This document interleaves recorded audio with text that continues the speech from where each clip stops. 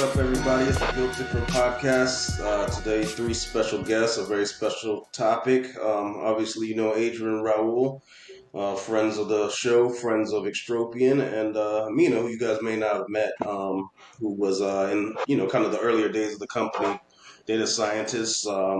Great conversations about sports and analytics, and yeah, we wanted to talk today specifically about football, European football, American soccer, as we call it, and just kind of the analytics and the technology in it today, the things we like, the things we don't like about it. Um, First of all, uh, who do you guys support? I'll start with Mina. What club is your the club that you support? I'm Egyptian, so obviously the Egyptian national team is the main team for me. And then as of Egyptian teams, there's a team called Al Ahli. I used to be more of an avid fan when I was younger, and then sometime around the mid aughts, they started winning because everybody else sucked. So I was like, this is not fun anymore. So I stopped being like a fanatic about them. On the European side, I would say Man United have been the mainstay. I've always loved them. I'm a big Sir Alex Ferguson fan, so I like these his teams especially. Uh, and right now, also Liverpool is in the mix because of Salah and what he's doing for us as a country, for himself, the amazing things that he's done over the years. So yeah, these that's where I stand. Why not El Nini? You know, El Nini. You could be an Arsenal fan. El Nini's on the squad. I mean, obviously, I like him a lot, honestly, but he doesn't feature as much. He doesn't have the same impact. So maybe this is why he's not given the credit that he's due. Because if you think about like Egyptian players and what they've achieved in Europe, obviously Salah is in a league of his own, but I would put Neni as the second best uh, Egyptian player in Europe, uh, just because of the team he's playing for. But he doesn't have any impact, or he doesn't have the same level of impact as what Salah's doing. It's not even Yeah, comparable. Yeah. of course. Yeah. Adrian, how about yourself? What's your team of choice, and international, club level? Yeah, so big Bayern Munich fan, have been since I guess freshman year of college there in 2014. I don't know, I just fell in love with Robert Lewandowski when he was there. Robin, Ribery, and Co. That was just a great team, and I've been a fan ever since. Now we just got Harry Kane in transfers. Thank you for Um, taking him off our hand, out of our league for us. Thank you. You're welcome. You're welcome. He hasn't scored yet, which is tough, but he'll be fine. I'm confident. Another league wide dominance leading to another second round exit in Champions League, more than likely in the round of 16. Usually where we pan out every year, like clockwork. But on like the domestic side, I'd say I cheer for Jamaica internationally. The Reggae Boys and Reggae Girls, shout out them. Probably best all around team that we've had since I've been alive. To be honest, it's just been like the talent level is really there, which is really cool. Um, Cheer for the U.S. when we're not doing well internationally from the Jamaica side, and so hopefully we can figure something out. But who knows? Um, and then if you want to go like MLS, I'm just a fan of the sport. I love all teams equally, especially those that try to play against Messi and lose. I think that's it. It's a great. It's been great these past like 6 or 8 games. It's been great. Raul, how about yourself? Hey everybody, my name is Raul, and because I'm from Mexico, like Adrian and like Mina, I rep, the country that I feel, I can call home. So the Mexican national team is a big part of my soccer or my football fan life. That's every World Cup, every CONCACAF championship. That's who I'm rooting for. Even over the U.S. Hot take, controversial take. But it's all in good fun. If the U.S. ends up winning, I don't get mad either. Um, in terms of club play, at around the same time as Adrian in the 2010s, we both really got into soccer and watching it, playing FIFA, that sort of thing. It kind of attracted us to the sport, and then we started watching the live games. Um, in Europe, I would say that I followed PSG a lot. I used to like Mm. their main strikers quite a lot, Cavani and Ibrahimovic. Now they're a completely different team. They're a very expensive team. They were an expensive team in the past, but now they're it's almost silly. I'll still catch them every now and then, but I had a lot of love with for that team during the Ibra years, and then in terms of like supporting teams back home in Mexico, I've kind of inherited the role of a Cruz Azul fan. Yet another team destroyed in the wake of Inter Miami's recent run. Yeah. And I'd have to say Orlando City, just because I'm a local here in Orlando, Florida. Yet another team destroyed in the wake of Inter Miami's recent run. Uh, Messi can't be stopped. He's a villain. But you love to watch it. So yeah, I Yeah. would say a lot of my support comes from my friends around me, my family. I watch Liverpool games because my little cousin got me into the culture of Liverpool back in the day. Like the idea, like the "you'll never walk alone," the "welcome to Anfield" kind of energy. It makes me have a lot of love for that team randomly. So a lot of times the people around me, I'll end up supporting teams because of them. Yeah, obviously for myself, the only true fan here wearing the kit on the podcast, Gunners all the way. Like uh, family, most of my family's over in London and uh, support Arsenal. My brother, big Arsenal supporter for years, and just got me into it. Started watching it, um, and have loved it since. I think our fan base is one of the craziest ones out there, and you know, from the tracking players' license plates during the transfer window to tracking airplane, private jets, and stuff like that to finding out who's coming to the team and things like that. I don't know. I love the fan base. I love the culture. Want to get out to one of the games to watch it in person in the future. But yeah, Arsenal all the way. And yeah, thank you. Like I said, Adrian, for taking Harry Kane out of the rivalry for us. And Liverpool, El Neni, we'll turn you into El Neni supporter first and foremost, Mina. If he's playing in Champions League this year, but internationally, obviously U.S. I just love watching the World Cup in general and seeing all the top talent kind of go up against one another. But got to support the U.S. Raul, love the U.S. and Mexico rivalry, even though the fans get a little bit too rowdy at times. They But do, they do. it's always good fun. But yeah, I could see you out there, Raul, throwing beer cans at the American players. I've seen one Mexico game. It was a blast, but I'll agree with the rowdiness. Oh, so you went to one in person? I haven't been to a rivalry game. I went to a friendly a few years ago, and it was a blast. But even that got pretty intense in terms of the There's Mexican fan base. there is no friendlies when it comes to the Mexican fan base. Yeah. No, Not a thing. it's not a thing.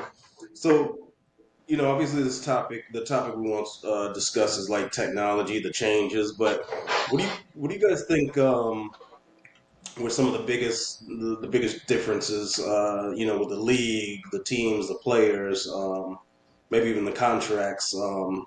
Well, I'll kind of go to you. What's kind of the biggest thing? You said you started watching pretty much in the 2010s, and looking at the landscape of football now, worldwide, soccer worldwide. What do you think? Kind of one of the biggest differences are?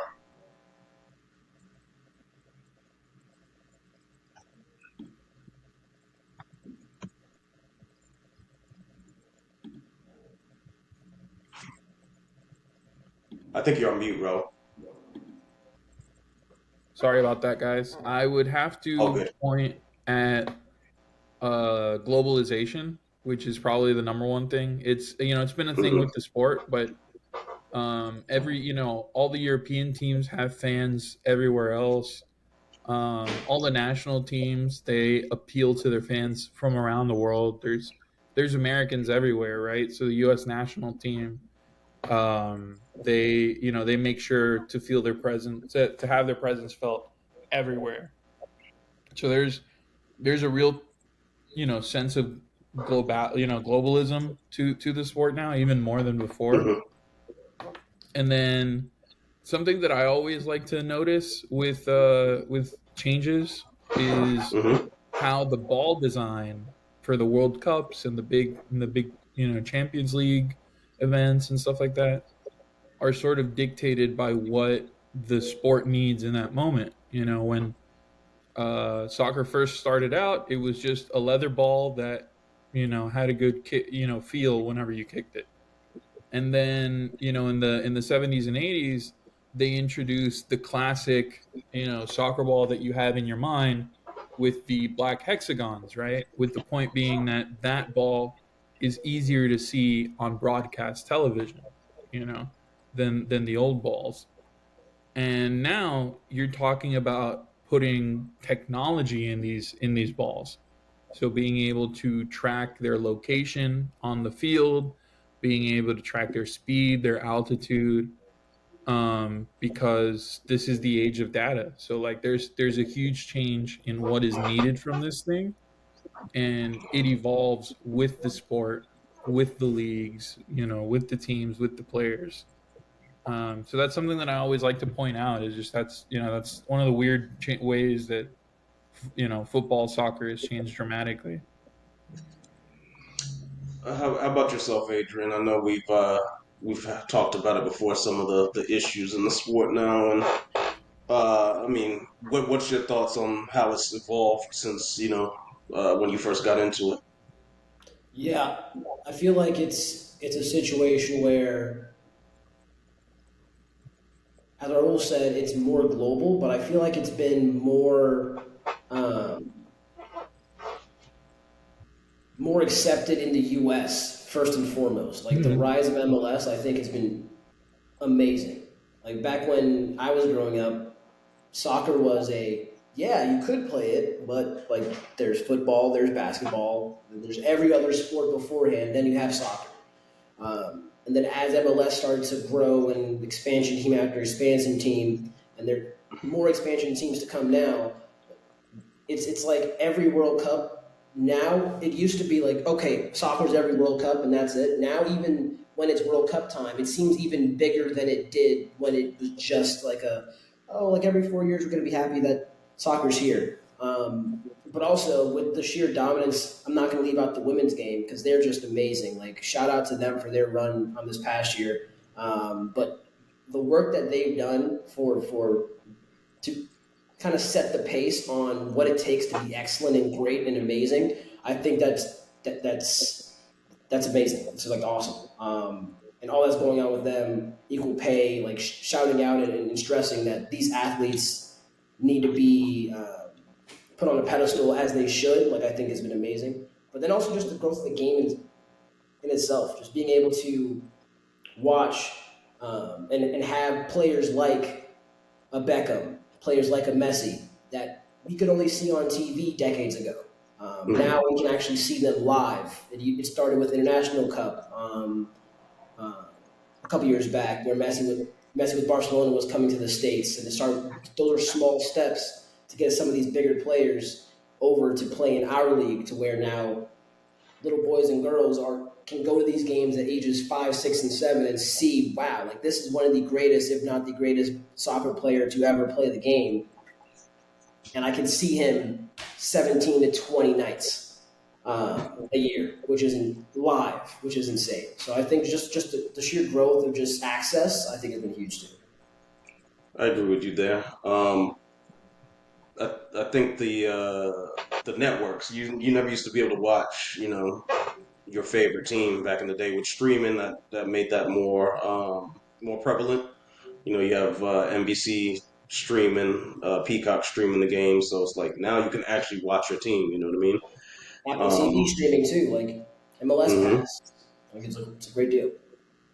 Exactly. And then, like you said, the globalization and being able, these teams going on tour, and it's really expanded the game and expanded fans' ability to watch their favorite team or be close to their favorite player. Um, Mina, how about yourself? What is kind of this big difference? I know you've probably been watching. You know, you're the seasoned vet of soccer or football. What have you noticed changed over the years? The biggest things. Yeah. So I my earliest memory of watching a football game was I think it was in 1992, and it was the final of the Euros between Denmark and Germany, if I remember correctly. And I remember bugging my dad about whether Maradona's gonna play. Uh, so that was in 1992, and I would start there. That was a seminal year because that's when the Premier League formed, and it obviously right now we're seeing the dominance of the Premier League, not necessarily in football terms, although they are very very competitive and maybe pound for pound they are the best league around, but I would say that their dominance is even more felt in other ways, like the revenues they're generating, the cultural impact they're creating right now is there's nothing compared to it in terms of the other leagues. Obviously, you'll always have Real Madrid and Barcelona from Spain, Bayern Munich from Germany. These like classic teams that will never go away. But to think that a team that was playing in the third division of the English game 20 years ago is now dominating year in year out, and like what they did, what Man City specifically did to Real Madrid in the semifinals last year is just an example of how far the game has gone has come in England. So 92 is when it all started, and then one other big, huge milestone is 1995, the Bosman rule. So, like when you think about what's going on between PSG and Mbappe, and how he's not wasn't willing to renew his contract, that's the Bosman rule for you. He knows that when his contract is up, he can leave for as a free agent. That wasn't a thing back then. Obviously, it changed. It was different from country to country, but generally speaking, that was the like back then. Even if your contract up and you wanted to leave a team, the team that you want that wanted to bring on the player had to pay a fee, and that created a Hmm. huge issue because um, it was one extra hurdle for the player to change teams. And then there was this huge case in Europe that ended that practice. So that came in 1995, and now we're seeing how. One other effect of the Bosman rule was the lifting of the quotas. So back then you would have quotas on international players. So if you want to play in Real Madrid and you're not Spanish, like if you're Italian or German or any other citizen from any other European country, you would be deemed as an international player. The Bosman rule lifted that quota. So any European player was good. There was no quotas on European players. Obviously, non-European players, there was an issue, but you're also seeing how that is affecting the game. So if you're thinking about the Real Madrid team of today, you have a guy like Jude Bellingham, who's from England, and you think that Hmm. he wouldn't be counted towards the national quota or the EU quota, but they were working with him on getting him an Irish passport through one of his grandparents, so that he would not take away from the international quota. So that's another effect of the Bosman rule that came about in 1995. Another milestone will be 1998. FIFA Road to the World Cup. There were FIFA games before that, but I think the soundtrack, the moment they chose to bring about the game, like this mesh between what's happening in real life and what's happening in a video game, For me at least, that was one of the earliest moments where I felt like, oh wow, this is something that I want to tune in, I want to try the game, I want to play it all the time, and I want to try all the teams and all of that stuff. And then one other aspect that you see the ramifications of right now is how it became very normalized to quantify players. Like, this Mhm. is their speed, this is their shot power, and this is like in real life, this is what's also happening. We're tracking different data and statistics, so there is a shift in the way we perceive the game now because of the video games. Um, there are two other milestones in my mind. So the 2003 Abramovich takeover of Chelsea, that was Mhm. maybe related to 1992, like the continuous domination, or like the earliest signs of how the things of the early signs of what we're living through right now, the money and the prestige that soccer can bring to an individual or a nation state, and the amount that like the amount of cultural power the game wields, and how people are trying to take advantage of that, and also the amount of money that they're willing to pay. And this was touched upon by both Raul and Adrian. Like, the game is a global thing; it's a global phenomenon. So if you can attach your name to a team that's winning continuously, or even it's is in the headlines, not necessarily winning, that's a good thing. Uh, it also has its negative effects, but it was a milestone for me because that was the first person or the first moment where you saw how far someone might be willing to go, uh, just to have his name attached to a team. And then I would Mhm. say '07, Guardiola. He just changed the game. He changed the game in every way possible. Like, and I think we'll talk about this later on, but when you think about how teams are setting up right now, think about teams going out and looking for the best fit as for their goalkeeper position. That's Guardiola for Mhm. you. The play from the back, the passing of the ball, the system, the positional game that we're seeing right now, that's him. So You're as hard as For it is to take, uh, you're continuing to drive the stake through my heart because uh, I know it's a similar experience. Like, as a Man U fan, obviously seeing Man City being as successful as they are is heartbreaking. And you can think about, like, they can break the record for most successive league wins if they win it this year. So that would be four. Next best thing is three, which is Man United, Liverpool, and Arsenal. I think. So yeah. I it's a shared experience.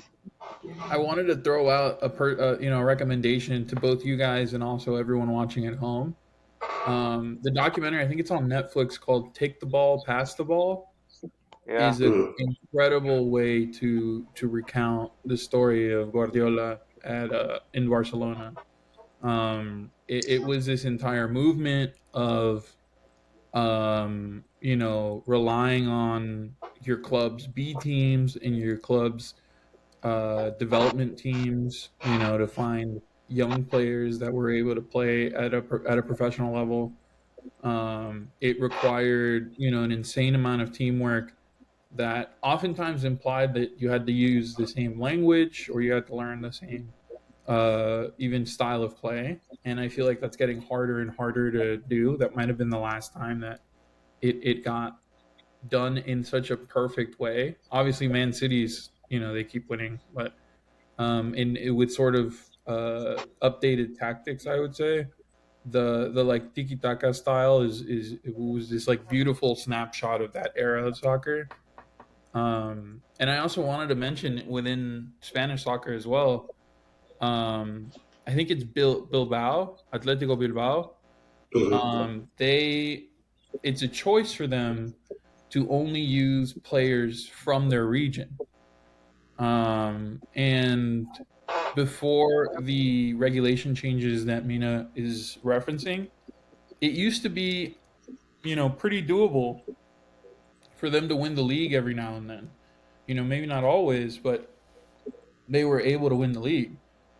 Now that, Barcelona and Madrid can have, literally 90% non Spaniard players, it's not possible. There's too big of a difference in budget. There's too big of a difference in play quality between teams that are trying to be local and teams that are accepting this sort of global outlook that Mina is painting for us.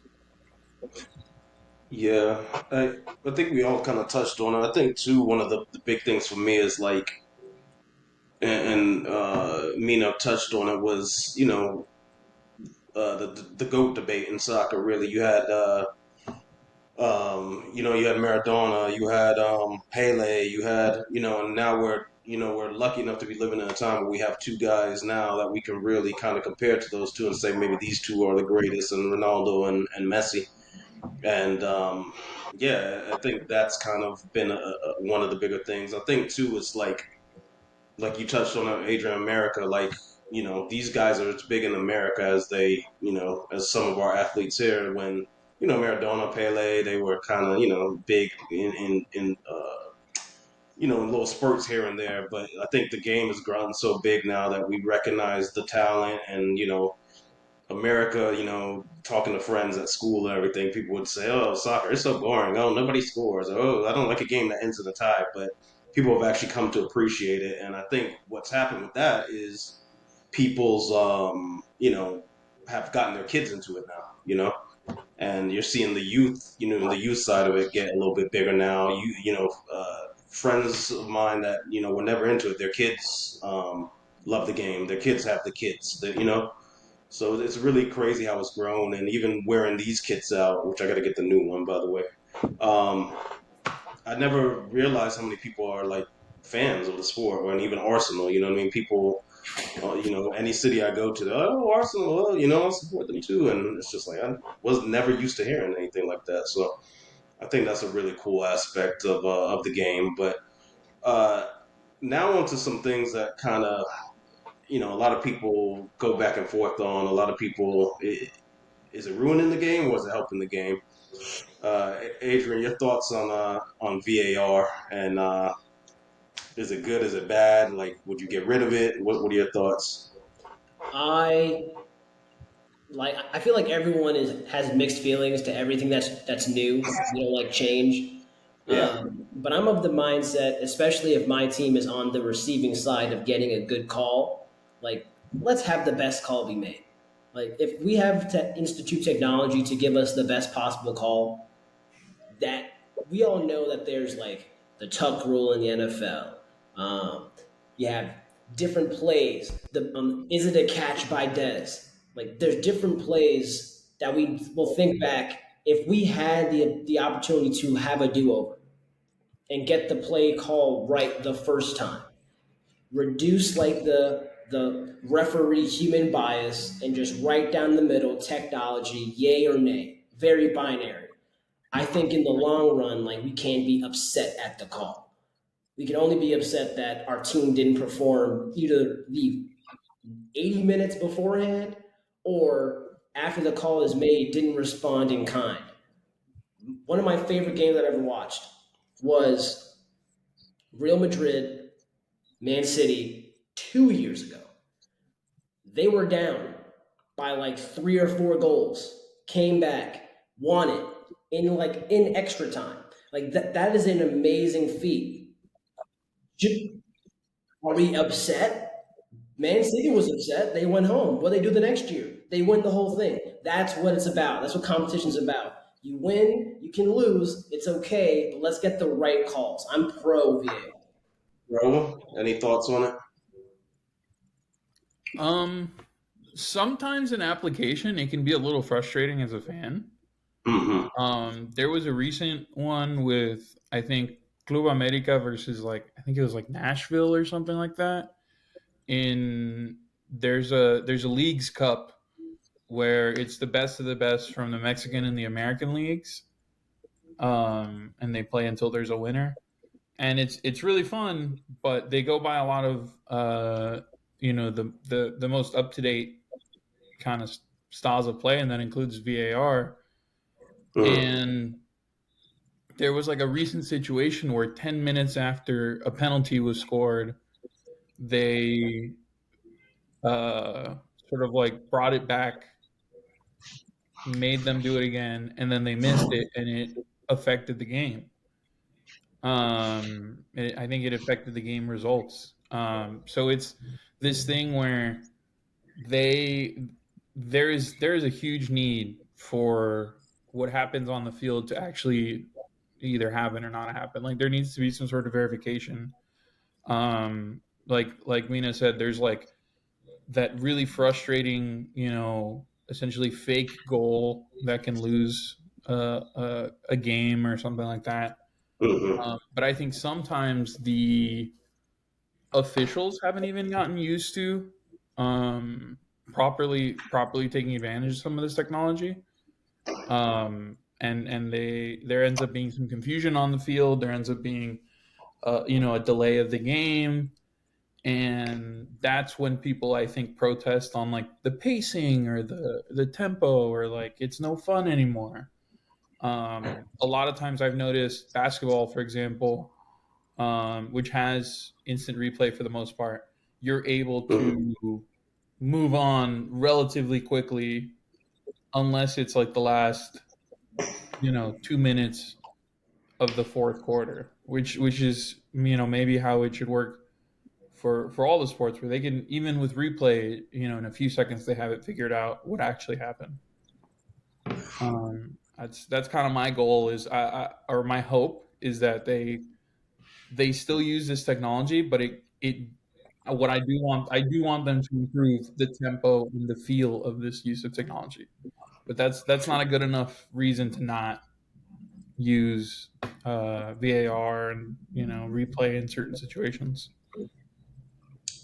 I have a gripe with VAR. I think they should use it, but the referees it needs to help the referees make the right decision. Mm. Last year we were screwed out of some points, and it's led to our downfall, along with Man City and Pep, obviously, and the robot Holland. Um, but there was a offside penalty. A goal was scored. I think it was Brentford. Oh, was it Brentford? Yeah, it was Brentford, I believe. Ivan Tony, I think. But literally, they're supposed to draw the lines. The referee never drew the offside line. I don't know why. So if he would have drawn the line, you would have seen that he was offside. We would have won the game because they wouldn't have allowed the goal, but they never drew the line. And then after the fact, they come out and say, "Oh, we messed up." Same thing happened with Manchester United last weekend versus Wolves. Goalkeeper runs into the player that's trying to head the ball. The ref, goes to VAR, watches the replay, and still doesn't award them a penalty. But after the fact, they say, "Hey, yeah, we made a mistake." I mean, if you're going to use the system and all the technologies there, the referee's got to be trained to actually work with the technology, and the right call should be delivered. Because if we as fans are watching it, why the hell can't the referees get it if we have the same replay that they have? Um, so yeah, I think VAR, yeah, it's good. I agree with Mina. It does sometimes kill the momentum of a game. It does, the celebrations that players fake celebrating, and it's like a penalty being called in NFL where you get a touchdown and it's called back for holding or something like that. But yeah, that and goal line technology I think are pretty good because I've seen the goal line technology actually work. Kind of wrapping up, what do you guys think the future of the sport is? Mina mentioned player tracking, and obviously I have my thoughts with Extropian and what we can do and what we will do for the sport. What would you like to see? What as a fan, what would the experience be? I have a feeling Adrian's going to mention metaverse, but I guess I'll start with him. I thought the same thing. Little virtual rooms where you can be by the pitch. Why not? I like Yeah. those. Hmm. Shout out Apple glasses and Oculus. Let's make that happen. I think for me,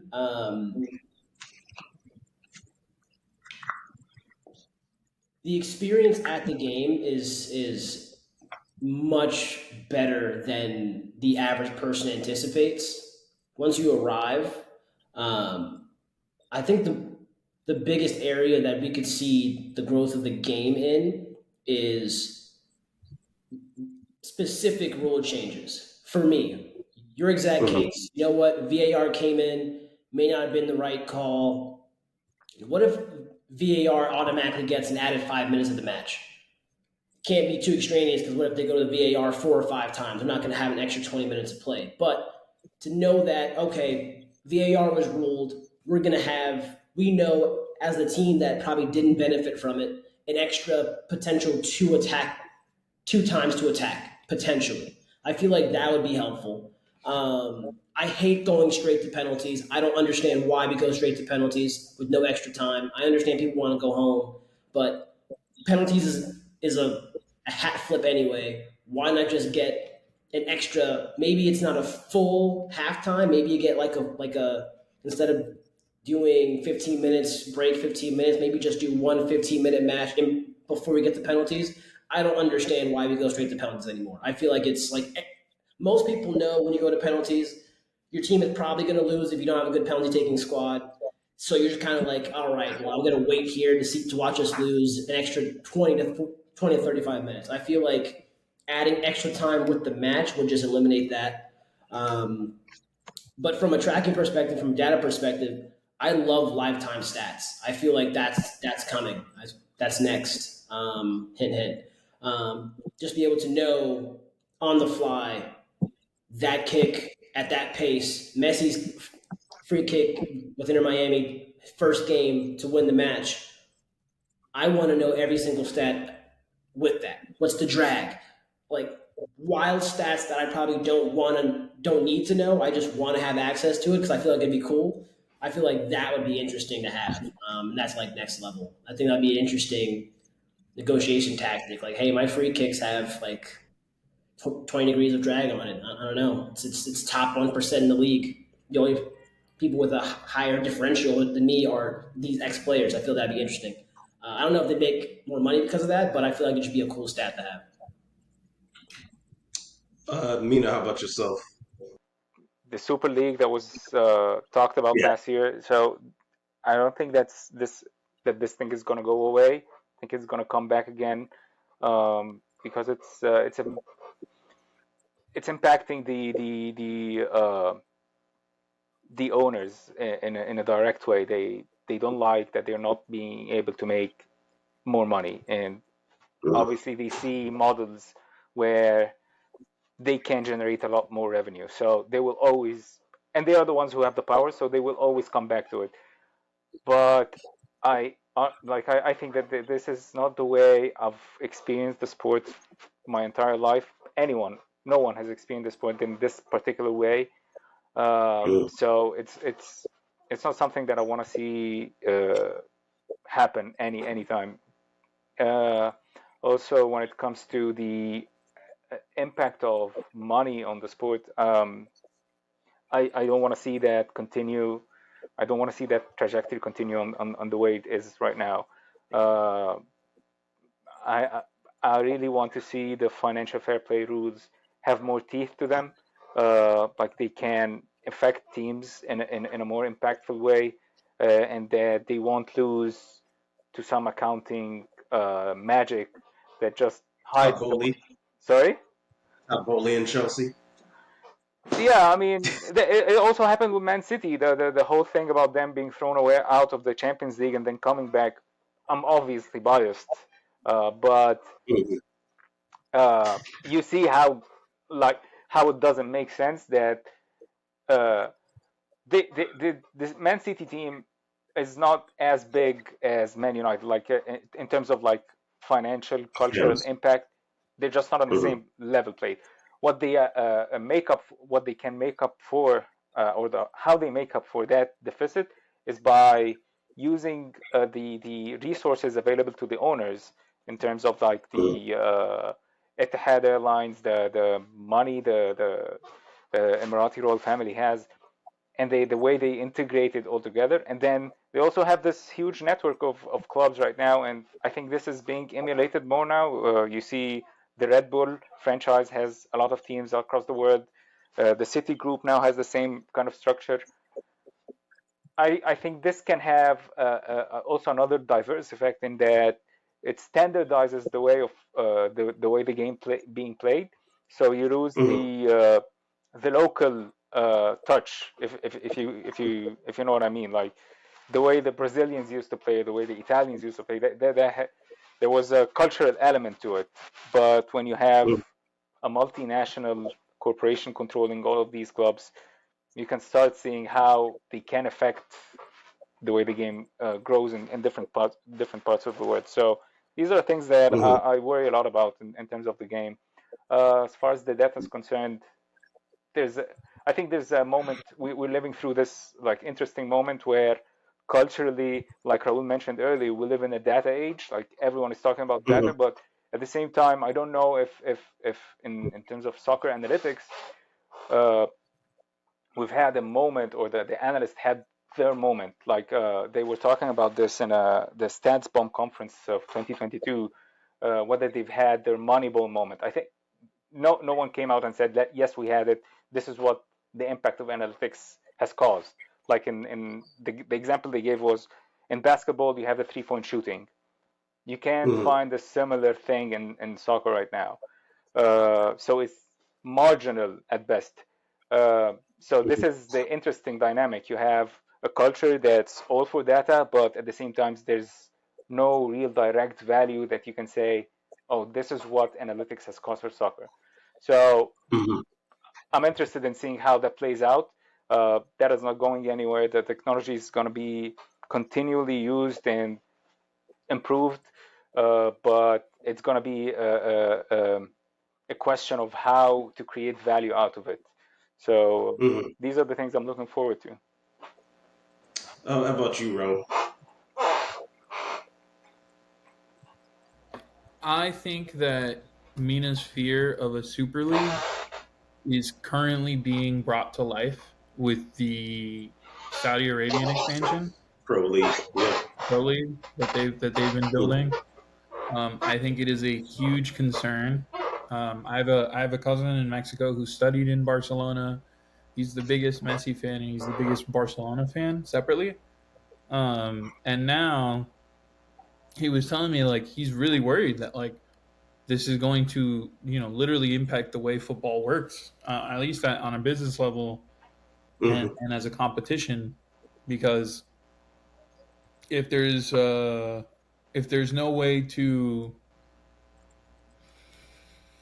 control some of these purchases being made, there's nine figures worth of euros and dollars being thrown around for individuals. So I can't even blame the players for moving over there.